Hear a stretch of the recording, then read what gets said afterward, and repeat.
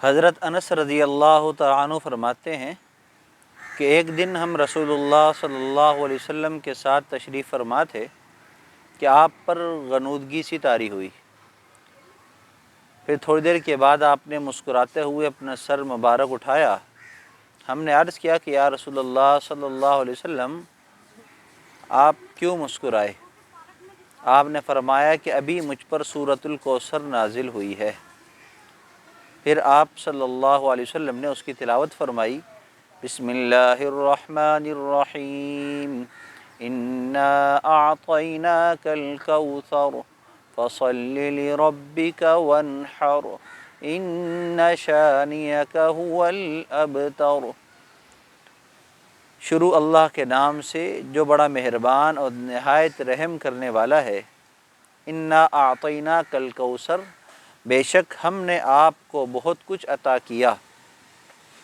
فصل لربک وانحر، لہٰذا آپ صلی اللہ علیہ وسلم اپنے رب کے لیے نماز پڑھیں اور اسی کے لیے قربانی کریں۔ ان شانئک هو الابتر، بے شک آپ کا دشمن ہی بے نام و نشان رہے گا۔ اللہ کے محبوب صلی اللہ علیہ وسلم نے پھر فرمایا کہ تم جانتے ہو کوثر کیا ہے؟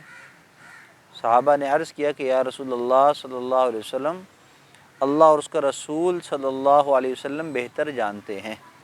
تو آپ نے فرمایا کہ وہ نہر ہے جس کا میرے اللہ نے مجھ سے وعدہ فرمایا ہے، اور وہ حوض کی طرح ہے۔ قیامت کے دن میری امت اس کے قریب آئے گی، ان کے پینے کے برتن ستاروں کی تعداد کے برابر ہوں گے۔ حوض کوثر ایک حوض ہے جس سے نہر جو ہے وہ جاری ہے، اور قیامت کے دن جنتیوں کو بطور انعام کے وہ مشروب پلایا جائے گا۔ نبی کریم صلی اللہ علیہ وسلم کو بطور خاص یہ نعمت عطا فرمائی گئی اور اس کا آپ سے وعدہ کیا گیا۔ سورۃ الکوثر بہت چھوٹی سی سورت ہے، قرآن پاک کی سب سے چھوٹی سورت ہے سورۃ الکوثر، پڑھنے میں بھی بہت آسان ہے، لیکن یقین جانیے کہ یہ سورت میں اللہ نے آپ صلی اللہ علیہ وسلم سے جو وعدہ کیا ہے وہ ہر امتی اس کو اپنا کر حاصل کر سکتا ہے اس نعمت کو۔ اور وہ کیا ہے کہ اللہ نے ہمیں بہت کچھ عطا کیا ہے، اور بعض مرتبہ بہت کچھ مل جائے تو انسان غافل ہو جاتا ہے یا ناشکرہ بن جاتا ہے۔ ناشکرہ بن جائے تو پھر اللہ تعالیٰ نے قرآن پاک میں اس کا بھی اعلان فرمایا، لَإِن شَكَرْتُمْ لَأَزِيدَنَّكُمْ وَلَئِن كَفَرْتُمْ إِنَّ عَذَابِي لَشَدِيدٌ۔ شکر ادا کرو گے تو نعمت میں اضافہ ہوگا، ناشکری کرو گے تو نعمت ختم ہو جائے گی۔ اور اگر ہم غافل ہو جائیں تو ہمیں اپنی غفلت کو دور کر لینا چاہیے کہ اللہ نے ہمیں ہمارے بدن سے لے کر چھت، کپڑے، لباس، کھانا پینا، اولاد، مال، ہر صورت میں بے شمار نعمتیں عطا فرمائی ہیں، اور ان نعمتوں کا شکرانہ کا دو طریقے اس صورت میں بیان فرمائے، فَصَلِّ لِرَبِّكَ وَانْحَرْ، کہ ہم نماز پڑھیں اللہ کے لیے اور قربانی کریں اللہ کے لیے۔ یہ دو کام ہیں۔ نماز تو اللہ کی اطاعت کا نام ہے، جو ہم فجر، ظہر، عصر، مغرب، عشاء کی صورت کے اندر عملی طور پر اپنی اطاعت کو پیش کرتے ہیں، اور باقی زندگی کے کاموں کے اندر بھی اطاعت کر کے ہم نماز والے حکم پر عمل کریں۔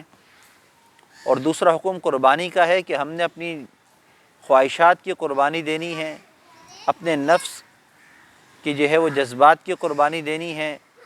تو یہ قربانی ہم نے اللہ کے لیے دینی ہے کہ جو اللہ کے لیے نماز پڑھے گا، اللہ کے لیے ہی گناہوں کو چھوڑے گا، اپنے آپ کو پاک صاف رکھے گا، تو پھر وہ اس بات سے بے فکر ہو جائے کہ اس کے مال کو، اولاد کو کوئی نقصان پہنچا سکتا ہے۔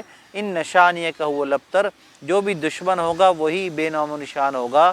اور اس صورت کی خاصیت یہ ہے کہ جو بھی اس صورت کا اہتمام کرے اور عمل کرے اس صورت پر، اللہ تعالیٰ اس صورت پر عمل کی برکت سے ہر قسم کے دشمنوں کو بے نام و نشان کر کے اللہ اس صورت پر عمل کرنے والے کے نام کو اور اس کے نشانات کو اللہ بلندی عطا فرمائے گا، رفعت عطا فرمائے گا۔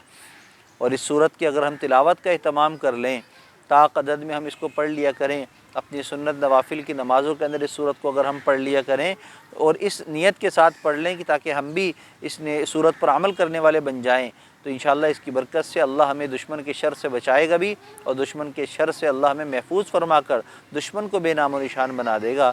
اللہ ہم سب کو قرآن کی سمجھ اور صحیح عمل کی توفیق عطا فرمائے۔ وآخر دعوانا ان الحمد للہ رب العالمین۔